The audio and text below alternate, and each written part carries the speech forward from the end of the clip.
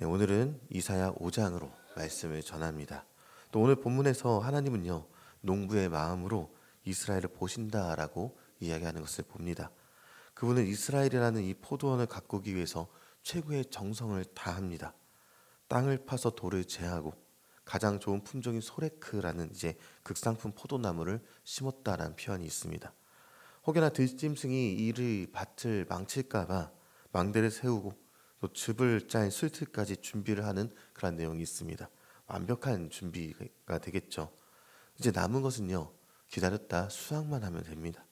근데 2절 하반절의 기록은요, 조금 다른 내용을 얘기합니다. 봤더니 좋은 포도 맺기를 바랬는데 들포도를 맺었다라는 이야기가 있는 것이죠. 들포도는요, 단순히 품질이 조금 떨어지는 정도의 이야기를 하는 것이 아닙니다. 원어로 보면 악취가 나는 것, 썩은 것, 이런 것을 의미하는 단어입니다. 극상품을 심었는데, 소래크를 심었는데 결과가 악취 나는 것입니다. 먹을 수는 없는 것은 물론이고요, 만지기조차 역겨운 상태를 뜻하는 것이 이 들포도가 갖고 있는 단어인 것이죠. 하나님께서는요, 이스라엘에게 기대하셨던 열매가 있습니다. 7절에 보니까 정의를 바라셨다라고 얘기하고 있죠. 원어로 보니까 미시파트라고 발음을 합니다. 단순히 법정에서 공정한 판결만을 의미하는 것이 아니라 이 미시파트는 하나님의 통치 원리가 삶의 구석구석에 스며들어서 모든 피조물들이 마땅히 누려야 할 권리들, 그 원래의 질서 가운데 가는 상태, 이 자체를 미시파타라고 얘기합니다. 사회적인 약자인 이 고아와 과부가 보호를 받는 상태, 가난한 자가 억울한 일을 당하지 않게 되고요, 강한 자가 자신의 힘을 남용하지 않는 이 관계의 올바름이 있는, 이것을 바로 미시파트다라고 얘기를 합니다. 하나님은요, 이스라엘을 통해서 원하셨던 열매가 이 미시파트였습니다. 이 세상에 정의의 열매가 맺기를 갈망하셨다라는 것이죠. 그리고 생각해 봐야 할 것은요, 그 하나님의 기대가 배신을 당한 것입니다. 이걸 원어로 보니까 미스파흐라고 발음합니다. 미스파흐는요, 포악, 피흘림, 압제를 뜻하는 단어들입니다. 하나님은 미스파트를 바랬지만 이스라엘은 미스파흐를 맺었습니다. 그리고 이어서 공의다라는 말이 나오죠. 원어로는 째다카, 공의라고 하는데, 주님은 이 째다카, 공의를 기대하셨지만 부르짖음, 비명, 그러니까 째아카라는 단어 이스라엘은 들려주었다라고 오늘 본문은 원어를 통해 이야기를 하고 있습니다. 고통받는 자들의 비명이 하늘을 찔렀다, 이렇게 얘기합니다. 이것이 바로 들포도의 내용입니다. 종교적인 제사는 화려했을지는 모르겠지만 삶의 현장에서 미시파트가 사라졌고 째아카가 들리는 모습, 이것이 하나님이 탄식하신 이유, 포도원의 노래인 것이죠. 하나님이 원하시는 제사는 제단 위에 죽은 제물이 아니라 삶에서 살아 움직이는 미시파트의 실천이 되어야 한다는 것을 얘기하는 것이죠.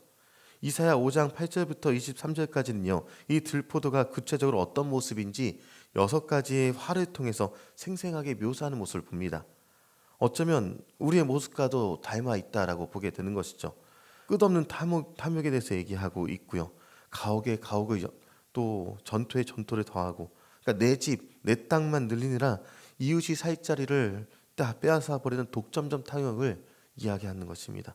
이 미시파트가 파괴된 대표적인 모습이 여기 있다는 것이죠. 11절과 12절을 보면요, 쾌락에 중독되어서 무감각해진 그런 모습까지 봅니다. 아침부터 밤늦게까지 술과 향락에 빠져 살면서 정작 하나님께서 행하신 이 자체에는 관심이 없는 그런 모습을 보여줍니다. 하나님 없는 즐거움에 중독된 상태, 거짓으로 끈을 삼아서 죄악을 끌어당기고 하나님이 하실 테면 해보라라는 비웃는 영적인 모습을 나타내는 그런 상태. 그럼 그뿐만이 아니라요, 악을 선하다 하고 선을 악하다 하면서 하나님이 만드신 질서 자체를 완전히 혼돈 상태로 몰아가 버리는 그런 포스트 모던적 윤리관도 여기 나옵니다. 21절부터 보면요, 스스로를 지혜롭다 여기고 재판에서 뇌물을 받고 의인을 무지다라고 말하면서 악인을 의롭다라고 말합니다. 미시파트가 완전히 실종된 이 법정 정의의 모습이 여기 기록이 되어 있는 것입니다. 이 모든 것이요, 하나님이 구역질하시는 들포도의 모습이다라는 보는 것이죠. 이스라엘은요, 자신들이 하나님의 선택된 민족이라는 선민 사상이 있었습니다.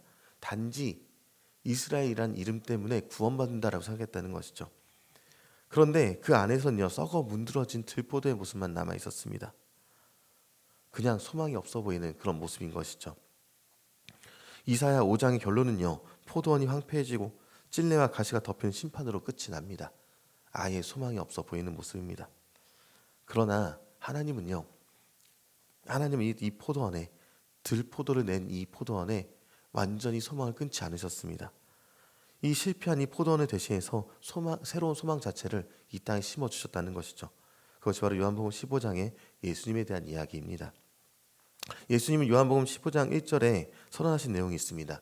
나는 참 포도나무요, 내 아버지는 농부라. 이렇게 기록하는 내용이 있다는 것이죠. 우리는요, 참 포도나무이신 예수님께 접붙여진 가지입니다. 우리가 미시파트의 열매를 맺을 수 있는 유일한 방법이 있다면 내 의지나 내 노력으로 어떻게든 포도나무 열매를 내는 것이 아니라 주님께 붙어서, 예수님이라는 생명의 근원에 붙어서 주님께서 내시는 미시파트의 열매를 온전히 내게 하는 것입니다. 주님께서 먼저 그 모습을 보여주셨죠. 죄인을 용서하셨고 소외된 자의 친구가 되어주셨고 마침내 십자가에서 자신을 내어주시면서 하나님의 공의와 사랑을 동시에 완성하시기까지 하신 모습이 있죠. 그래서 우리는 예수님 안에 거하게 될 때 우리 삶의 피로써 악취나는 들포도가 사라지게 될 것이고 성령의 향기로운 열매, 그러니까 정의와 사랑의 열매가 맺혀지게 될 것이다. 이것을 보는 것입니다.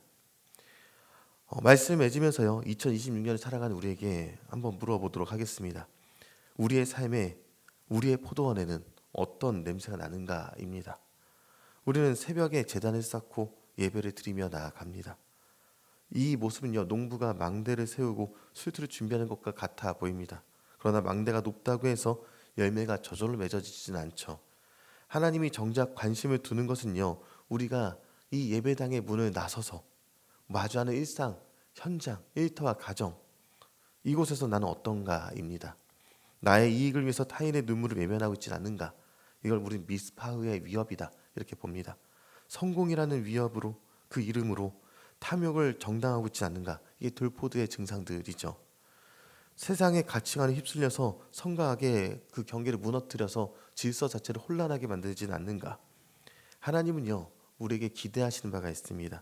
우리의 작은 손길을 통해서 억울한 자가 위로를 받게 되는 것, 정직한 거래가 이루어지고 사랑의 섬김이 나타나기를 원하신다라는 것이죠. 이 섬김을 기대하시면서 우리 안에 예수님께서 이들을 이루시길 바라시면서 이 주님의 은혜가 우리 삶 가운데 온전히 이루어지기를 주님의 이름으로 축원합니다.